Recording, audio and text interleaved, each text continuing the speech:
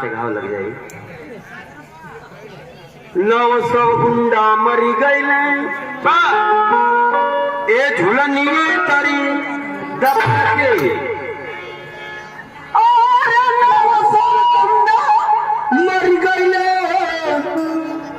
ए झुलनिए तरी अरे 900 गुंडा मरी गईले झुलनिए तरी।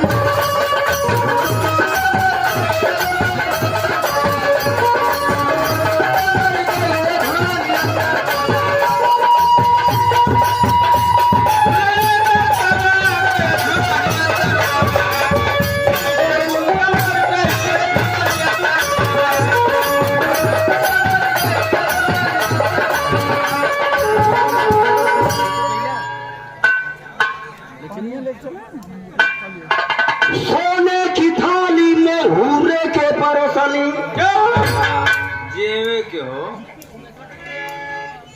कई बेर बिनती भइल कि जे आमंत्रित हुई नात रिश्तेदार गांवपुर का लोग दर्द याद यार दर दुश्मन जे भी हुई भोजन कैले से वंचित हुई तो आप लोग भोजन कर लिया ये समय तो हम जानते कि बकियो ना हुई एक का आदमी पाके एक जन दवाई लेके गिरल रही अब दवाई का जब असर खत्म होता हुआ उठिया कही अरे मर्दवा सब खा भला बने खैबा ना कही अब भोजन चला था अगर यार ना मिली तब हमन बाकी है या हमन के लिए हमन भोजन करा दे ले। गीत के माध्यम से यह संकेत होता मास्टर साहब हम होरे के कली कथवा नहीं बाबू जेवे के काम एक का गो यूज के 4-5 प्रकार से कर जला। अगर सवेरे का माता बहन खाना बना ले तो आदमी के पीछे लग जाइए कहिए सिंटुआ के पापा आज सौकेरे हम खाना बनौले भर दे बरस कह के खाना के अगर तनी भर ले तो कहीं बौराका करथवा ना खईबा तो चल के कान होरी ले थवा 11 बजे तो मेहरारू गोसिया जन तुरंत कुत्ता उत्ता बेहया बनावे लगे हो कहीं सौकेरा खाना बनौले 11 बज गल का करथवा ना हुरबा तो चल के अड़साइला अनार सही बात है चल के ढकेलीला ना ढकेलबा तो चल के ड्रोन कैमरा चला था देखिए लो क्यों गलत काम मत करिए लो काम एक का कोई 4-5 प्रकार से कर जला। हम होरे के कहीं मास्टर साहब का थोड़ा ही बाबू जेवे के सोने की थाली मुझे के परोसली और जेवना न जेवे और भोगला रसिया के 900 गुंडा मर गए झूलनिए तरी।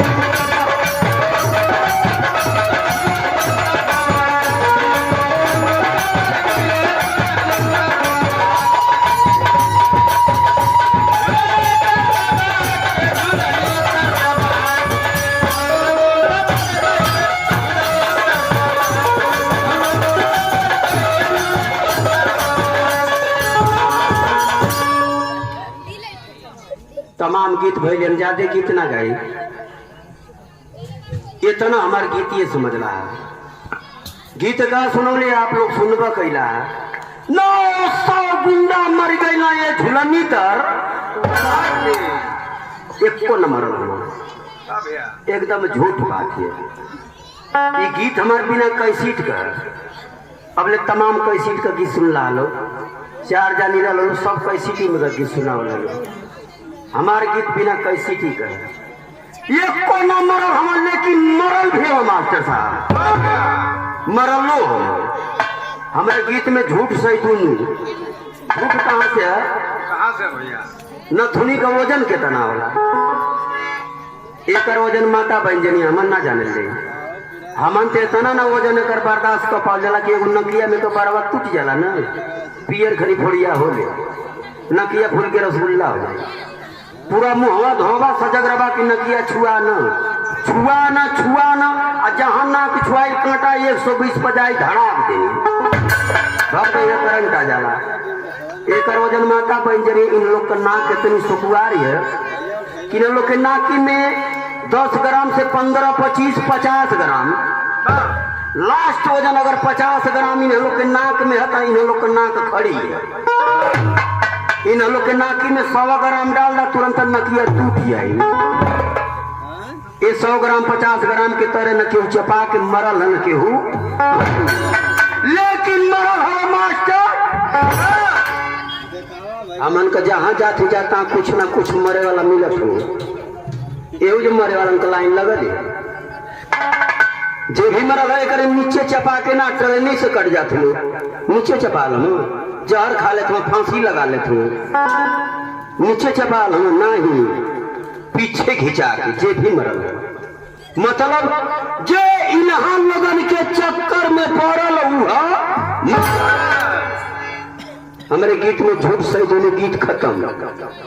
फुलवा के नोच नोच के अरे सजिया रे लगनी और सजिया में सोने और भोटा लारी सियाई के अन्ना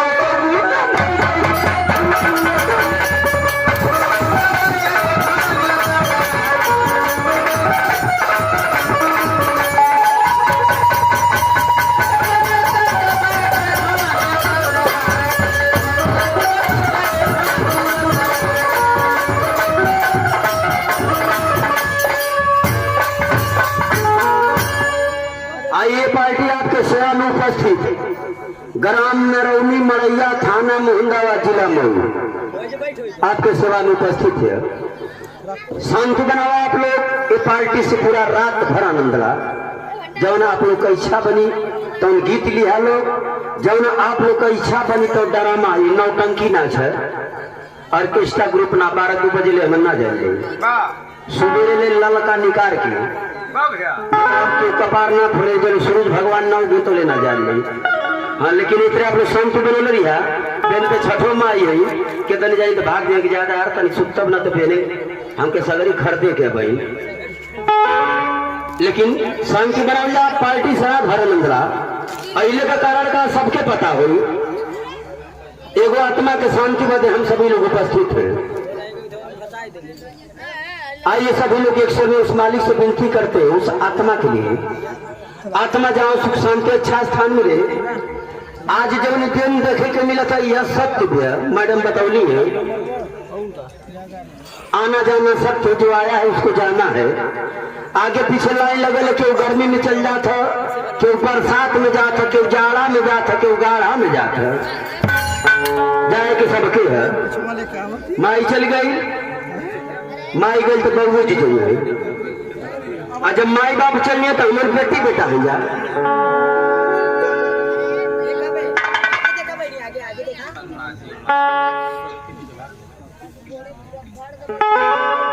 आप सुनान बड़े भैया 37 ये सुनाओ गढ़ वाले। देखिए अगर बड़ा है तो दोबारा पैसा दे के हमसे बुलवा लिया। बड़े भैया 37 सुनाओ गढ़ वाले, ये आपकी तरफ से 51 रुपए का पुरस्कार माई की आत्मा की शांति बदे। नमस्ते प्रणाम रही सबके अक्षर में, नमस्ते प्रणाम रही।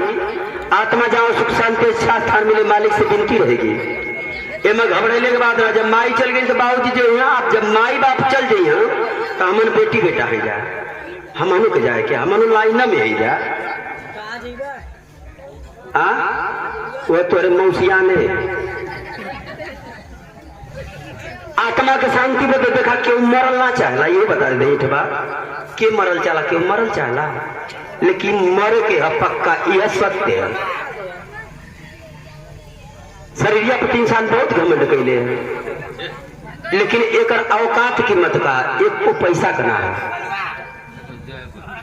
गीत के माध्यम से एक लाइन वो आत्मा के शांति बदे इस मालिक से बिन गीत के माध्यम से एक लाइन गीत लग जाए हमारे साहब।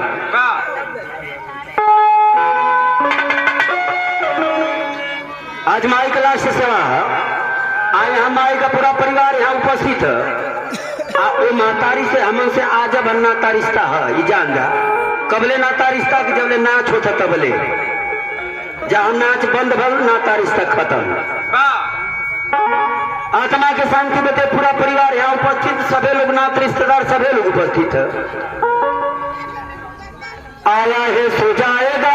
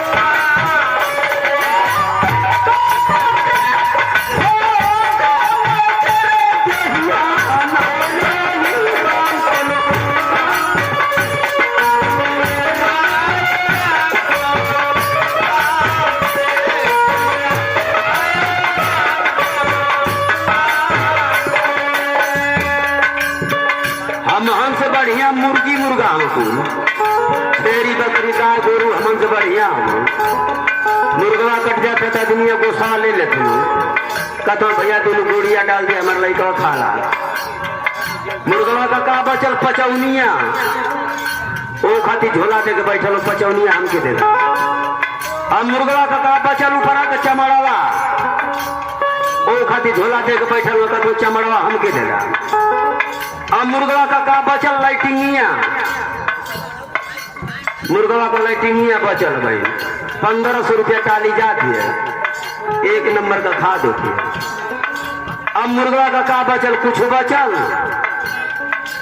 हमन का जीवा निकलने के बाद का दिक्कत है तुरंत फूक दाने तो इनके गाड़ा और रात भर रोके के वो तो बर्फ ले बना तो बिना बर्फ का धरवा गप दे लसिया फूल जाए जीव निकलने के बाद माटी एक पैसा औकात कीमत ना है एक हमारे घमंड हमारे 18 गो बोलोरो है 4 मंजिला मकान है हम शनि देवल है ऋषि कपूर है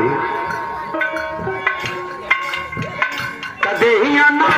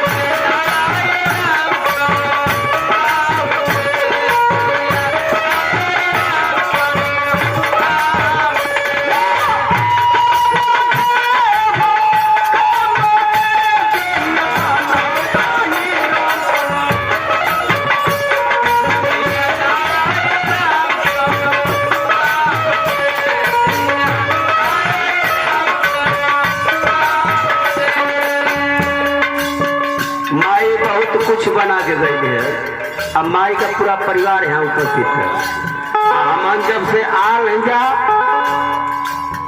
माई के परिवार के तरफ से केहू अब तक मिलल ना गजब हद लगत माई लड़ाई उड़ाई करते रहे का मुझे लगत लड़ाई करते रहे अरे दान पुण्य तो कुछ ना कुछ जरूर करे के चाहिए आज माई का आज लास्ट सेवा है चला कोनो बात ना अरे